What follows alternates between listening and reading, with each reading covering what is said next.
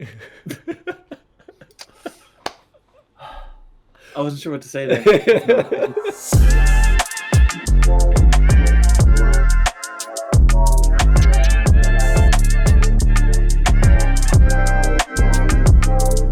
What's up, Candy Fam? My name is Nate. That's David, and this is the Talking Candy Winter Update. I know we've been gone for a little bit here, but we decided that it was time to regroup, have another discussion, and kind of dive into everything that has happened this winter. There's been a lot of news. There have been some conclusions of challenges. We're going to jump into all that. But David, it's been a little bit. It's good to see your face. How you doing? I'm doing good, Nate. It's been a busy winter. Not for baseball, but just in life, just keep plugging along. There's a lot of candy news that I can't wait to dive into. Definitely, definitely. Well, it's good to have you back. But yeah, like you said, there's been some big stuff that's gone down, and what we're going to touch on here is first and foremost we're going to talk about the kind of reorganization of Candy, the divestment of Fanatics, and the new investment with a new round of funding. We're also going to talk about the play of the day challenge conclusion, as well as the community burn challenge conclusion. And then we're going to talk about some of the unsold, unvaulted, revaulted, gonna get burned, little this, little that. So we're going to talk about what Candy's intention is for that product going forward. And that stuff is right around the corner. And actually, you know what? I'm just realizing I forgot to put it on the list, but there's been some news on the Candy jerseys as well. So we'll talk about that, and then we'll kind of tie it all together about what our reflections are on last year and what we're hoping to see next year. So with that being said, let's start by jumping into what I think is the biggest headline of the offseason, which is Fanatics divesting its 60% stake in Candy Digital. So this is pretty big news, obviously. It was the majority stakeholder, and while it wasn't the initial investor, that was Galaxy Digital, it was a huge reason for a lot of people feeling excited about the potential of this company. So undeniably, they had huge connections, and Fanatics is just a huge player in the sports space across all the different major sports leagues. So it was really big news to find out that they were going their separate ways. And the initial reaction, I think, was negative, but it seemed to be a pretty educated group of collectors in Discord to kind of take a step back and say, well, what are the potential positives here? And since finding out, there have been some podcasts. We've heard Scott Lowen talk about what's going on with this, as well as Candy kind of giving some information. And it seems that at the end of the day, what was happening here is just kind of a disconnect in vision. And, Fanatics, shortly after investing in Candy Digital, acquired Tops, which we all kind of thought was a good thing. But ultimately, it seems like Fanatics is still in a very physical space, and having digital assets be an accompaniment to that, but not the main focus. Whereas Candy Digital, which had previously kind of self-identified as a Web 2.5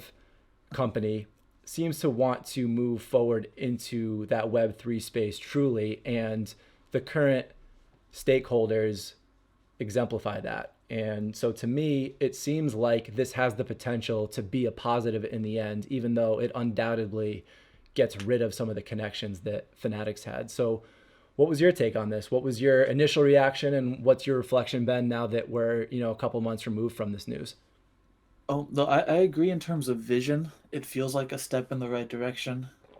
It feels like Candy wanted to go in a particular direction, and Fanatics just wasn't quite ready to go that hard into digital media, into NFTs, and to support them in that way.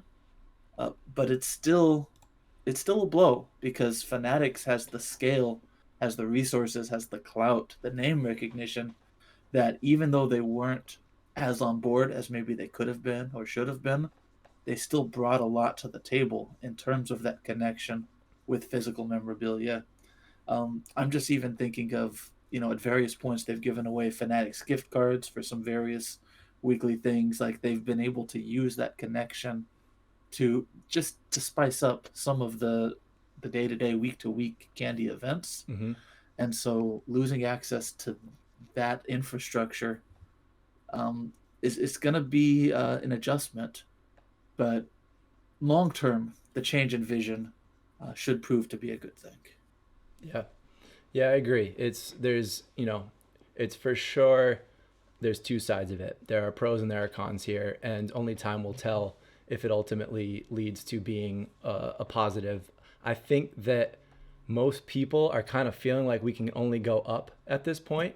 There were some good, strong elements to the conclusion of 2022, and we're going to talk about that in the form of some of these challenges. I think that they finished really strong with both challenges, one of which I was pretty pessimistic on in the beginning, and I ultimately changed my tune on it. So I think that there are some positives there, but yeah, there was a lot that went wrong, and a lot of it we were kind of left scratching our heads as to why that was happening. And I'm not going to say that it was Fanatics' fault. There is obviously a very complex formula going on here, but it can't be overlooked that if there was a level of friction in what that vision was between Candy and Fanatics, that could have been causing some of the decisions and the choices being made about the direction of the company to maybe not be quite in alignment with what the original founders, Scott Lowen and Matt Novogratz, had it envisioned in the beginning. So the positive side of this news was that in conjunction with the divesting of Fanatics, there was also the additional fundraising with Consensus and Consensus Mesh. Consensus Mesh is kind of an incubator. Yeah, nailed that word on the first try there. An incubator for these Web3 companies, and there's an additional level of funding here from businesses, companies that are still very much confident in Candy Digital, as well as Galaxy Digital still being a big part of this. That is owned by Mike Novogratz, that's Matt's brother. So there's still a lot of strength behind this, and a lot of funding behind it, and some real technology behind it. And to me, this is that exciting piece of really turning into a Web3 company, hopefully shifting further into that direction. And that's some of the stuff that we've heard from interviews that Scott has given in some of these podcasts and whatnot. So these are a couple short articles worth going and finding yourself and reading through, but just pulling them up as some headlines and some of the stuff that Candy had dispersed when that happened. So I don't know if there's anything else that you wanted to touch on with this. Well, I mean, the other thing that kind of accompanied this news, Candy did have to scale back their employee base. They had to let some people go, and I think it's clear in retrospect that things just didn't take off on the scale that maybe they were hoping for a year ago. And so the pace that they were trying to build themselves at just wasn't being supported by the size of the consumer base, by the adoption rate of NFT technology. And so they had to kind of scale that back as well. But hopefully with this fundraising, with the continued funding of Candy Digital, they've positioned themselves in a size that they'll be able to kind of continue consistently for some time, and they're not over anticipating too much growth that could then hurt them if they don't see right away. Yeah, definitely. And in Candy's defense, we're seeing layoffs across the board in tech, across the board in Web3. So they're not alone by any stretch of the imagination.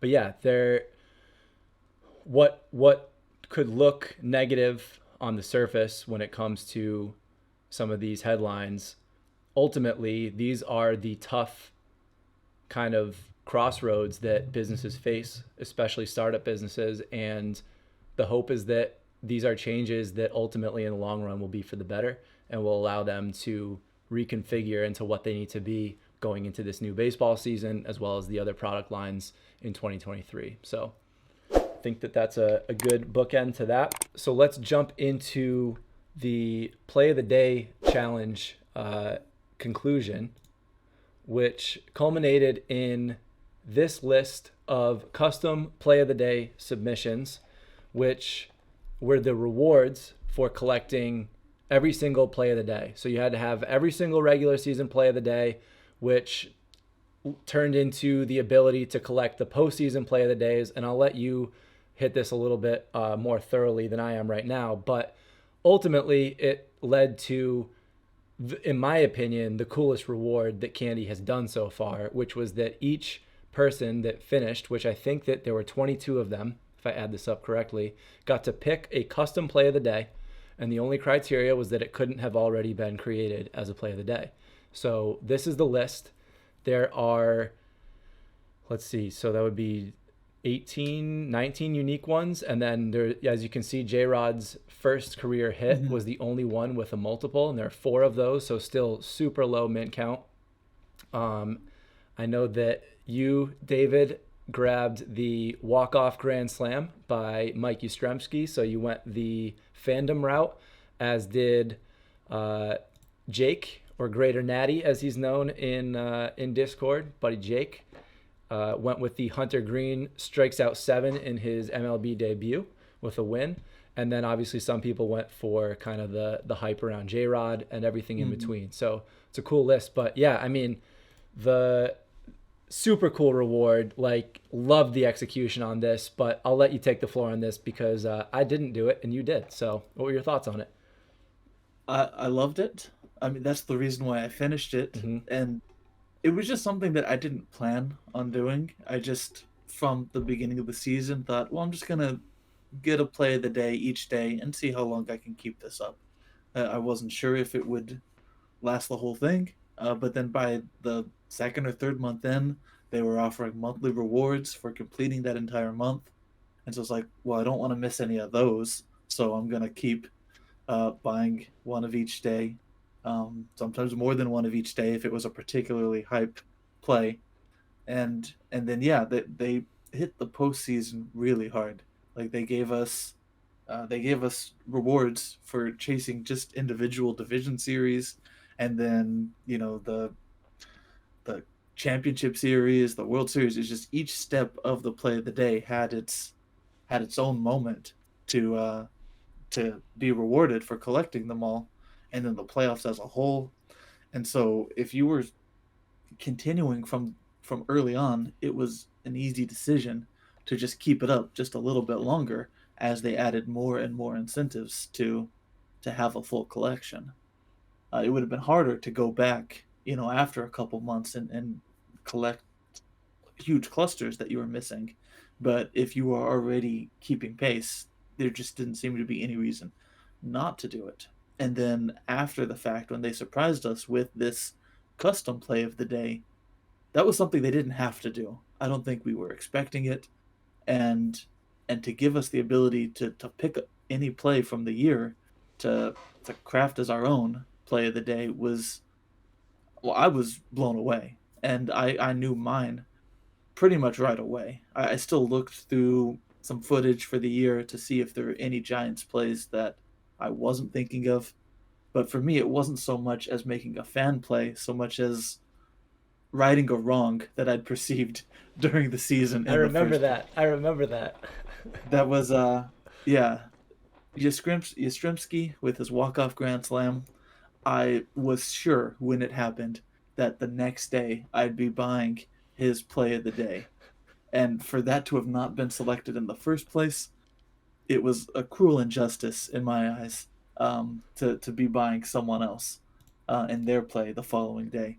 But now that the dust has all settled, I couldn't be happier that they'd snubbed him, because now I'm the only one with the Yastrzemski walk-off grand slam Yeah, play of the day. it worked And you out. get the nice moment of the Brewers outfielder slamming the wall. You get the celebration around home plate. It's just a, a great token of the Giants' year. And so I was, yeah, very surprised that they went through the extra effort to create these 22, well, I guess 19, but Hmm. some, the J-Rod had duplicates, different plays for those of us who'd, been a complete collector. And yeah, I don't know that I'll do it again next year if they do something similar, but I have no regrets about having done it for the 2022 season.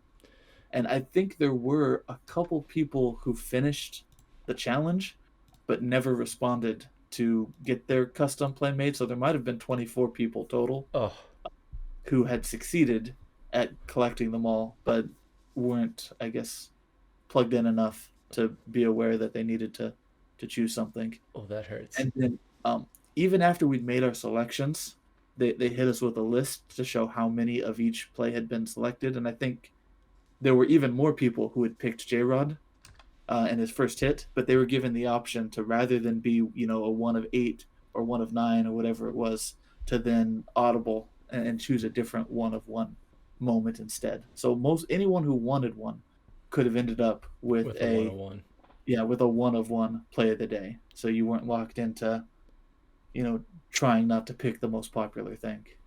Very cool. Yeah, I mean, I think that this just really demonstrates just how creative and just how connected Candy is. Like the MLB is such a strong partner to have, and the archives of digital media that they have access to was really Mm-hmm. demonstrated with this reward, because it was truly custom to each collector, whatever they wanted it to be. They could pick that play. Candy had access to the footage. It could be a team that you cared about. It could be a moment that you cared about. But I really felt like they went above and beyond with this. And that's on top of the fact that the playoff play of the days were ultimately super low mint counts as well. Not obviously Mm-hmm. not this low, but it ended up in a really cool, really valuable collection of reward play of the days that were the cherry on top to what was a marathon to collect that whole set. So it was not an insignificant collection to complete. Volume wise, financially, it was a substantial collection, and I felt like the reward really fit it, and it seemed like, from what I could tell from conversations with you, conversations with Jake and others, that it was pretty appreciated from those who Mm-hmm. took the level of commitment to complete that, and ended up with this really cool list of play of the days. So kudos to Candy on this one, and I think we can leave it at that unless you've got anything else you wanted to add. No, it was fantastic. There's can't say enough good things about it, but that's really all Yeah, for that one. coolest reward yet. Keep doing stuff like this, Candy. Very cool. So the other challenge that was completed was the community burn challenge, and this one went on for a while and was just completed a few weeks ago. And basically, what started as a very undefined, uncertain question mark of rewards Mm-hmm. for these unidentified pieces of candy that we didn't know, other than we knew that there were going to be percentage tier rewards, which you can see on the top right. I know this graphic is small, but you can pause it and take a look, but just kind of more of a reminder for us as we talk through it.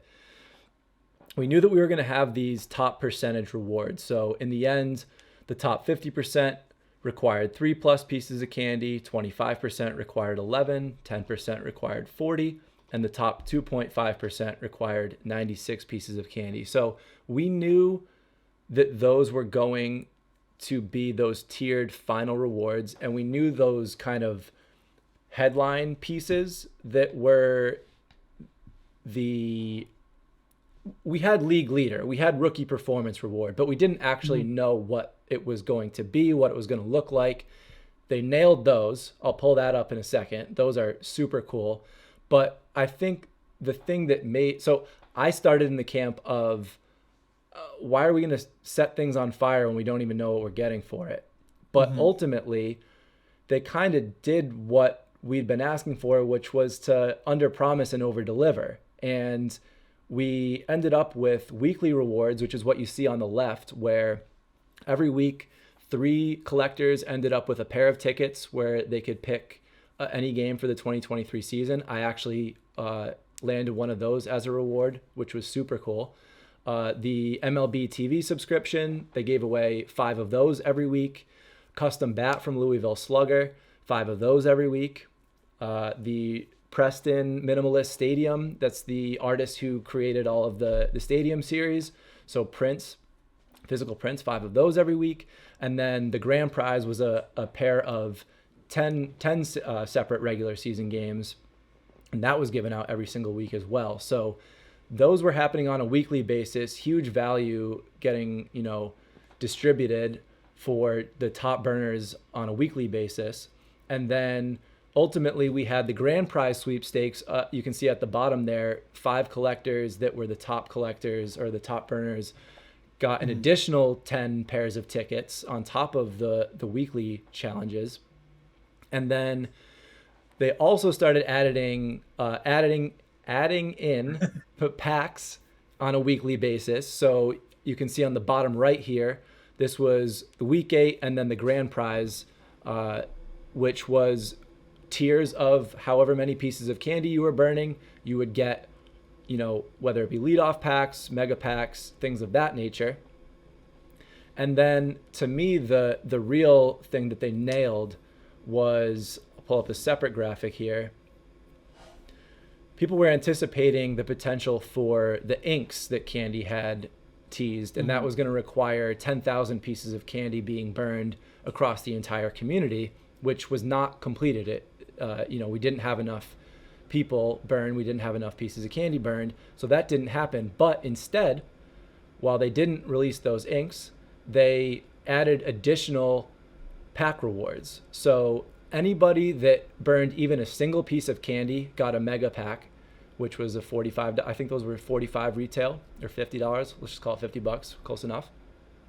If you burned 4 to 7, you got 2 of those. If you burned 8, you got an icon box, which was a $350 box. And then if you got up into that 11 plus, then you were getting a Uncut Diamond 10 pack, which was a $150 pack for every 11 pieces.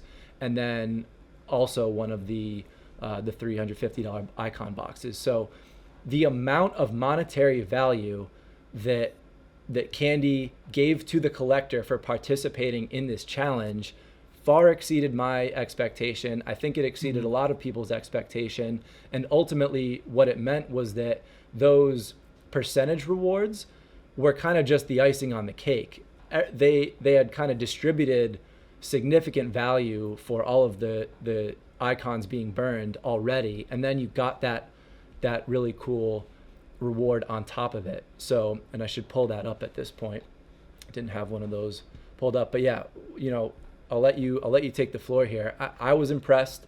I didn't participate on a crazy level, but once I saw, after I kind of neglected it for a few weeks and I started to see what the rewards were, I tuned back into it and I started burning enough that I got into the top 50% and I got some packs out of it. And like I said, I got the some game tickets out of it as well. So what was your impression on it?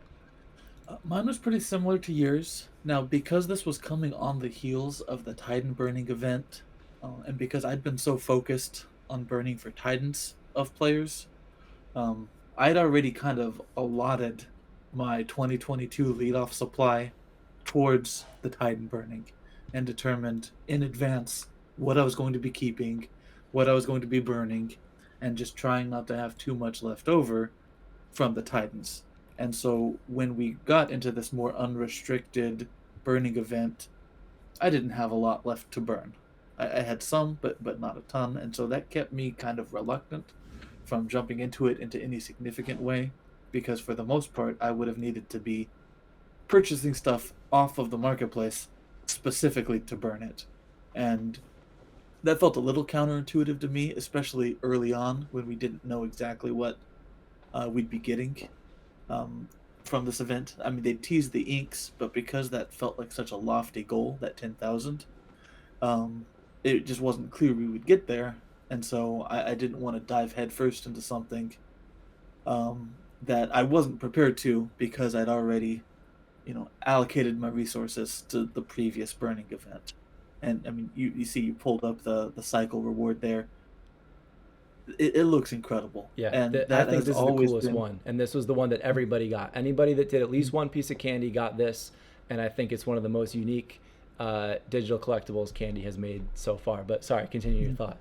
Oh no, I was just gonna say that the one area that Candy has always excelled, just above and beyond, is these digital content creations that they've been able to throw together, and yeah, it's just this has taken it to even another level above what we've come to expect from them, Yeah, particularly at that cycle reward. And so I did burn for a few pieces of candy and enough to be in the top 50% as well.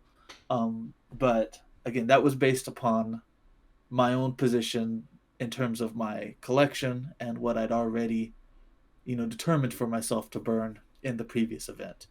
Had I not done that, I probably would have gone a bit harder on this event and maybe gone for one of those top spots.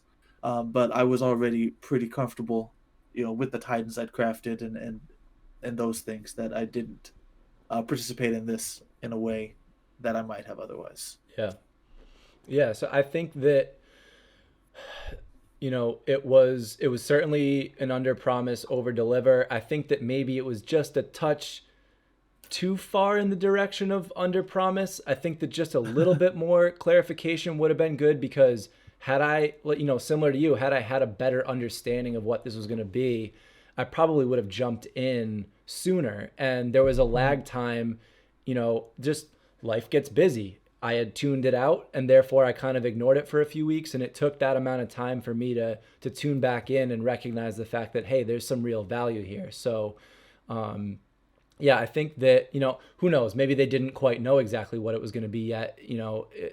All of everything that had to do with the leadoff series this year was far more reactive than proactive. So it's hard to say where things stood with this when it was initially launched, but I am happy to say that my ultimate opinion of it is that it was a really cool thing and that it was well executed.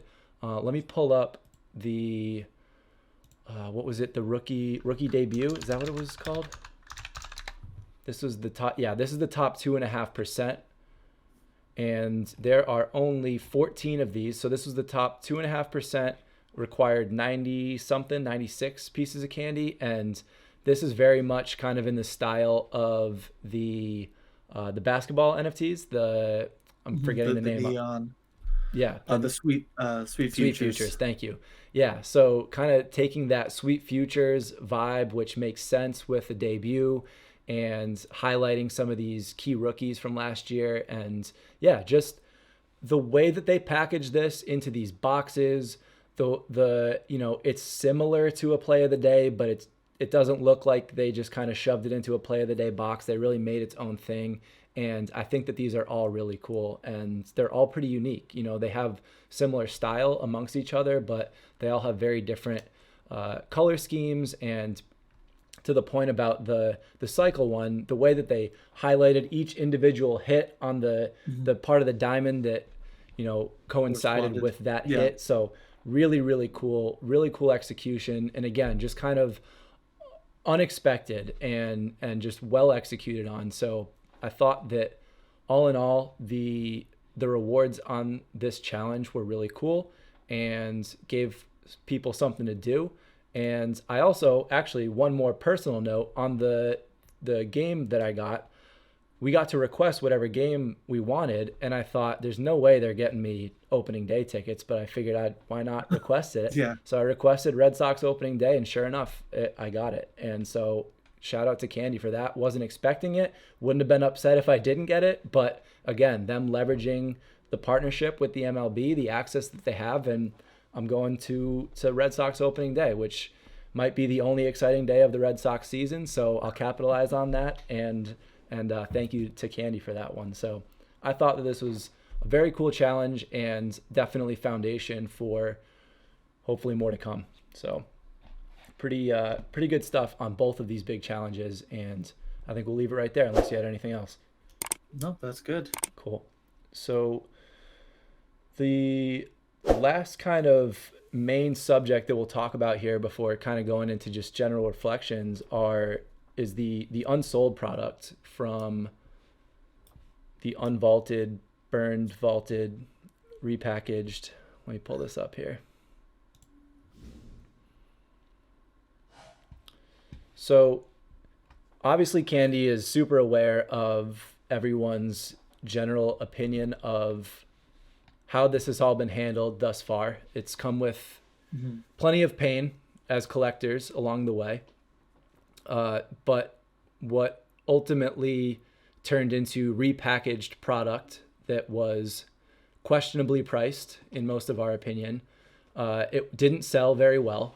There was a decent amount of it that sold, and I think that one silver lining is that the way that they packaged it was awesome. Like the super boxes and the icon boxes, really cool format, awesome potential there for group breaks, and just the general design of providing an entire box of packs like that is really cool. It's really similar to buying a hobby box in the physical hobby, and so I hope that they leverage that design going forward into 2023. But it still ended up in the same problem, which was that they had a whole bunch of this 2022 leadoff series product that was not selling. And they ultimately decided that what they're going to do is what you see on the screen here, which is that, and I didn't clip it, but the team packs, the individual team packs with just the core cards, those are all going to be burned, 100% burned. So I left that out. But the mega packs, the icon boxes, that's the $350 boxes, and the super boxes, that's the $1,000 boxes, those all ended for sale. The sale ended on February 1st. So those are no longer available for purchase. And what they decided they're going to do with that is hold 5% of the remaining supply for giveaways. And then they're going to pull all the legendaries from the pack. So those are not going to get burned. And then keep an additional roughly 15% of the packaged product, which I'm not sure if that means still in package or pulled, but going to be repackaged again. A little bit unclear there. I'm not sure if you have any insight on that, but I think by virtue of pulling the legendaries out and earmarking things, I think it's going to have to be a second repackage of that 15% I would think so too. supply. Yeah. So what that 15% consists of, I hope, is at random. I hope that it's not cherry picking the best stuff, because that would hurt anybody that's making plays on cards that were in those later lineups that are I shouldn't say undersupplied, that are properly supplied at this point. But the moral of the story here is that the remaining 80% that we have not accounted for is going to be burned, which is to the pleasure of many collectors and what I think a lot of us thought should happen with it, as long as it didn't mean losing the legendaries as collateral damage. So those are going to get pulled out. We didn't want to lose those. Somehow those will come back into the equation. But as you can see on the bottom part of the graphic, the legendaries will be in the vault up to 2 years, and then the packaged product will be in the vault 2 years at a minimum. So what that tells me is that the packaged product is going to be put away for 2 years, and we'll address that later. And hopefully it'll be at a time when there's a bigger user base, more collectors, and there will be some excitement around a product that is from several years ago. So that could turn into a cool thing. Whereas saying up to 2 years on the legendaries, I think that sounds like they're going to find some way to bring those into the equation before we get to the packaged product being released. And all of that is going to happen on March 27th, which is exactly a month away from now. So that is what you can expect with the unsold, unvaulted, repackaged product. I think I said it all right that time.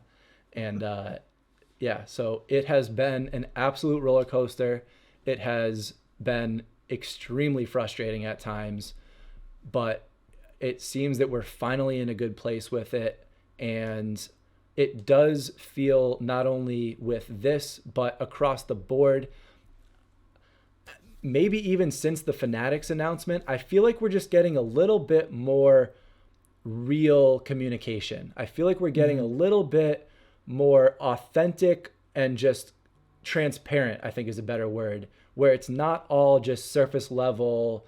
Yeah, we're addressing that subject. You know, getting information like this about what they're actually going to do, and you know, hopefully we find out what the intention for the legendaries and things of that nature are going forward. But I think that this is a good sign. I think that this is, you know, hopefully we just put this stuff behind us at this point. There's obviously some cool icons to be had in the leadoff series. You and I certainly have a fair amount of it. We've got a good number of Titans. The Titans were a cool byproduct of the leadoff series, and you know, there's plenty of positive to be pulled from the format of some of that stuff, but it's good to have this giant oversupply seemingly behind us at this point. Yeah, and I like what you said about the communication, the transparency, and it's just kind of speculation that the lack of transparency might have been related to the Fanatics connection. Totally But it just speculating. felt, yeah, but it just felt like we were always not waiting for them to tell us something, but waiting for them to be allowed to tell us something. Hmm. Because there were definitely, situations where it felt like they were in the know. They had information to relay us to us. They just didn't have the approval. They didn't have the clearance, and so perhaps that restructuring has resulted in a more streamlined process for them to be able to relay this type of information that is important to have in a timely manner. Because sometimes waiting 2 extra weeks to announce something is the difference, yeah, between having the information in time to act on it or be excited about it or for it to even be relevant at all, Hmm. by the time that they've been approved to clear to reveal something. Um, Now, as far as the vaulted legendaries, I do like that the legendaries say up to 2 years and the packaged products at least 2 years, Hmm. because that means those legendary they're being pulled completely out of the pre-packaging of the 22 lead off and will show up again in some other form. Hmm. Now, that could mean that they're going to auction them off, and show us who it is and people can bid on them. Or my preference would be maybe they're used as inserts in products moving forward, that you have your normal product in these upcoming packs, but maybe a chance to also just be gifted a 22 leadoff legendary on top of what might already be included. Or I'm sure there's a lot of fun ways they can think to incorporate them, but there's quite a few unfound legendaries from the 22 leadoff, and so that gives them some live ammo to play with to find a cool way to engage us with upcoming product. And so I'm excited to see what they have in mind. And I like that it's by virtue of that timeline, clearly divorced from the original leadoff product itself, Hmm. and it'll be used in some other way. Yep. Agreed. Good points. All good points. I think that the last couple just headlines, like I said, the candy jerseys, the 2021 jerseys, which are probably maybe the only thing that was a greater pain point than the, I don't know, it was right up there with the leadoff series. But that has officially been stated that by the end of March there will be an something. We don't know what. It's just a Mm-hmm. tease, but about a month from now we should finally have something to do with those jerseys, and we've seen some movement in the marketplace to accompany that announcement. I'll pull it up real quick here. When that announcement went live, the floor on these jerseys was $30, and you can see the most recent sale. Excuse me. The most recent sales are fluttering between 50 and 45. Looks like the floor right now is $44. So those have gone up, a decent percentage since that announcement. Whether or not the reward, the burn, whatever you want to call it, is $44 in value, it's hard to say. There are 38,000 of these things. How many of them are in active collections? Not Hmm. sure. It could be 50%, it could be less, it could be more. You know, there are this was a very very early on promotion, so there could be a lot of dead accounts, people that aren't paying attention anymore. So it would be really hard to create $50 of value on 38,000 of these jerseys. So I Hmm. still would say to tread lightly with expectation. I have a handful of these myself. Have had them all along, and I'm looking forward to being part of whatever this burn challenge is. Or I don't even know. I'm just calling it a burn challenge. They've said that you get to burn the jersey. That's what the graphic shows. But who knows? Who knows what it will be ultimately? There's Hmm. plenty of speculation, but yeah, it's worth knowing that that is around the corner. So if it's something that you intended to get jump back into when we got closer, these are still hovering around 50% of what they originally cost. You could get these for between $75 and $100 depending on how you acquired them. We don't need to get into the details of that, but yeah, this is coming and it's worth knowing about. So I don't know if you had any notes on that, but just wanted to highlight it real quick. I liked your point that we don't know how many are in dead accounts, but this is also an opportunity for Candy to reach out to those jersey holders, Mm-hmm. to those people who have maybe lost touch with Candy along the way, who maybe only have a jersey because they happen to make a Fanatics purchase, a year and a half ago, or, at the right time Mm-hmm. to be given a jersey outright. And so this might be an opportunity for them to defibrillate some of those accounts and reactivate them. Now, I don't think a conversion percentage on something like that would be particularly high, but just being able to send an email to jersey holders to say, you have this thing, it's time to finally use it, Mm-hmm. might be enough to bring even some small percentage of them back into the fold. Mm-hmm. So it is an opportunity as well. For sure. Yeah, it's possible that they tie it to the new 2023 leadoff series, if that's what it's called.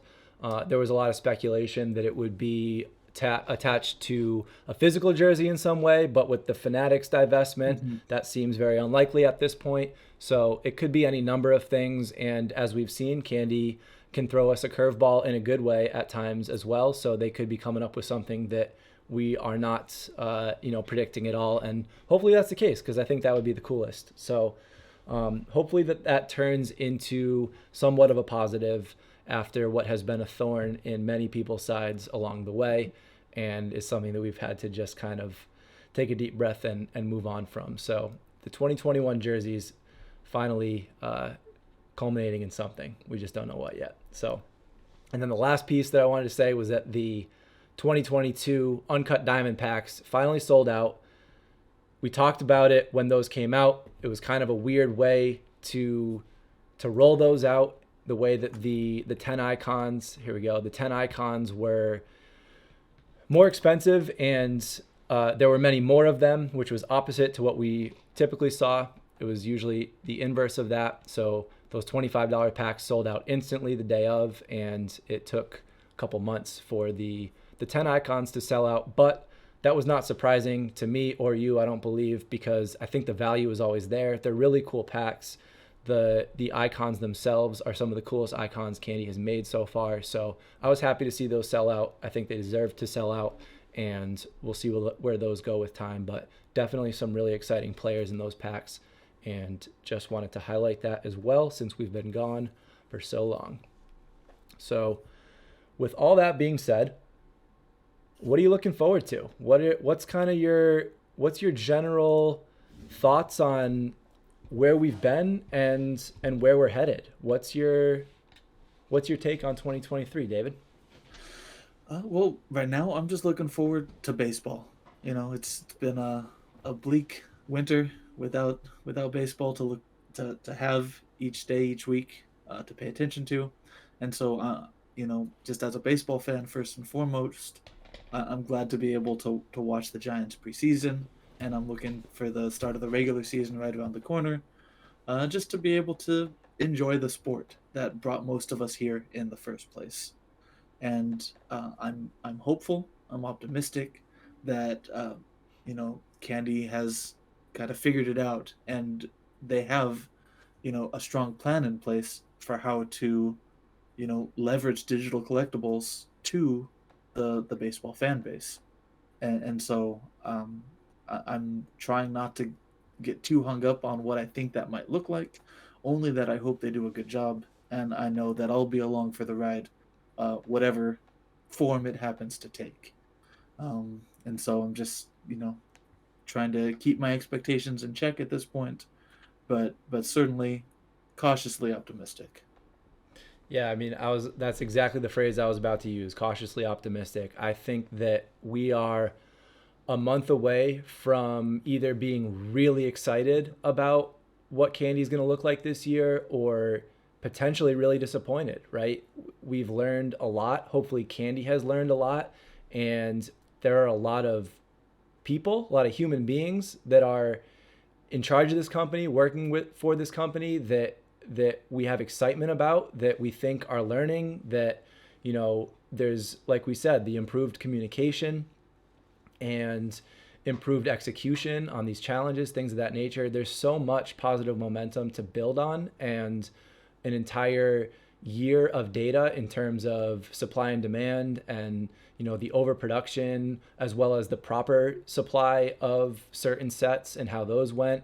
That is what we see for mint counts, what we see for pack cost on the 2023 leadoff series. I'll call it that for now. I would assume they'll go with the same thing, although you never know if they want to rebrand it after what went down, but I think they'll probably stick with it. But they need to get that right in a big way. And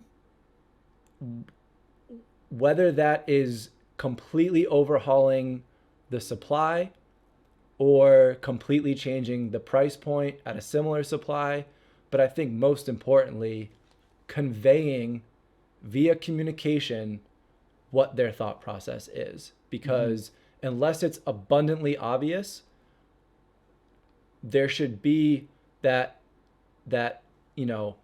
let us know why you're going a certain direction with this. If you still feel that you need to produce 2.5 million NFTs for the leadoff series, which I hope is not the case, then at least explain why.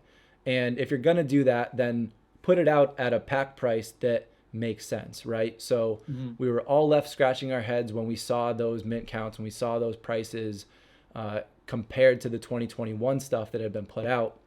It just didn't make sense. So in their defense, as we've talked about a lot, it was a wild ride in terms of an economy and a Web3 space last year. So obviously projections were for things to go differently than they did, and you can't foresee that. And sometimes shit hits the fan and there's nothing you can do about it, but got to get that right. And then the other piece is just onboarding. And that's obviously the number one element here, is getting more people involved. I think that the potential for more IRL experiences, more IRL tie-ins, whether it be physical collectibles, or I think what a lot of us feel is just the absolute key is tying stuff into real baseball games, whether it be experiences at the ballpark, private sections for candy collectors, or even just doubling down on the ticket collectibles. The ticket collectibles are awesome. I have always collected my physical ticket stubs, and I desperately want the Red Sox to get on board with Candy and get those NFT ticket stubs, because I think they're so cool. I think that those are really, really cool, and continuing to find ways to create that overlap. There's really no better venue to tap into baseball fans than at baseball games, and so you would hope that that is going to continue to be something that they're going to lean into. What else? I mean, the proactive versus reactive conversation, I think that ties into the resupply and all that as well. There's so much learning that has been done over the last year, and we all make mistakes, and we all have things that happen that are unforeseen complications, but fool me once, shame on you. But let's see what Candy does with all of that information, everything that's gone down, and knowing that we're at a point here where we got the cold hard numbers, right? There were about 500 people that participated in this community burn challenge. So that's the community. And, give or take, yeah, you can say some people didn't do it and blah, blah, blah. But give or take, that's the community. So we got to really lean into the people that are here because it's a passionate bunch. It's a lot of diehard baseball fans. And I know there's a lot of diehard baseball fans working for Candy. And, Scott Lowen's one of those people, right? So we have heard him talk about how much he loves baseball, and I hope that that's at the core of what is going to be happening here in 2023. So I'm looking forward to a substantial change in what we saw last year, and it's also worth noting that they are currently doing roundtables for rewards, challenges, gamification. These are things that have gone out in the announcements. People have signed up for them. The first round of roundtables have happened. Second round is happening like this week into next week. Beta testing of the gamification. We have no idea what any of it is. So there's definitely new stuff coming. And I, as a fan of candy, as a collector of candy, as a fan of baseball, I hope they nail it. I really do, because I'm looking forward to it. I wanted to hop back to what you were saying about ticket stubs too, Yeah. because that is something that they started doing kind of throughout last season, was for specific events, for specific games, having collectible ticket stubs. But if that's the sort of thing that they could unlock for any game, to just be able to either integrate it with the MLB Ballpark app, or just some way to be able to redeem a candy ticket stub Mm-hmm. for your seat at the game that you attended. I think there were some people who, whether or not it's something valuable that they could buy or sell on a marketplace, just something to have digital possession of Mm-hmm. would be a way to kind of tap into that, almost nostalgia or fandom of attending a game and having a memento of it, and to be able to collect a ticket stub that will never fade or rip or tear or be lost or thrown away is powerful. And I hope that's something that they can figure out a way to streamline to make it available for every game and not just the specific commemorative events. At least that's the sort of thing that I'd like to see, and a way that I think they could, utilize to reach out to more people, just by letting them know it's an option. It's just a thing that they need to log in and claim. Yep. Agreed. Love the digital tickets. It's just my personal opinion, but I love them, and I think that as teams have completely shifted away from even having the option to have physical ticket stubs anymore, which is something I resisted for a long time. Tried to get my physical stubs with my Red Sox packages and stuff like that. But if we're gonna move in that direction, then let's lean into what we have at our disposal, which is a really cool digital product. So yeah, I'm with you. I think that's a huge opportunity, and most people in the community seem to agree that those are both really cool as collectibles and a really great opportunity to continue growing this community.